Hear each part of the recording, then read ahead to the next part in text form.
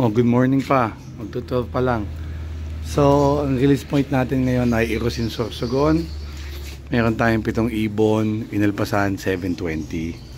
So, ang speed ng ibon sa around 1,200 ay mga 12 o'clock. Pero dahil nga, ayan, maulan, no? Basta, maulan ang panahon natin, ayan, no? Naambon pa.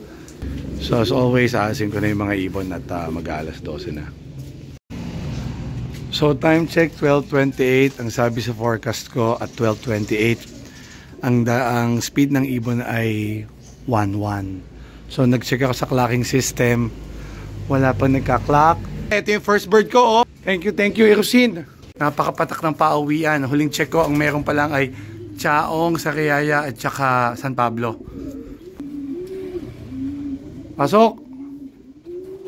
Second bird. Hi, thank you. Pasok. Yun. So yun nga, no, update. Meron tayong 2 ibon. Kulang pa ako ng 5. Magkasunod lang yung 2 ibon. Minutes lang ang pagitan. Mga 1 minute ganun. 1 or 2 minutes. So nakita ko ang aking cut-off ay around 3:25. So minute na, no? Ayun yung ampong kong ibon ng kapitbahay, nanunuka. So nag-iimpay pa tayo ng ibon. Oops! Ito, meron pa tayo, Day!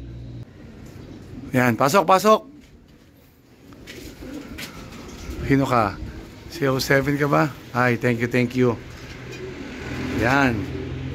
So yun na nga, no, time check, 3:27, cut off na tayo. 45 birds out of 155 Irosin. So ang next lap namin ay Calbayog. So kita tayo Calbayog. Congratulations sa mga nagpa-uwi at nagpa-clock.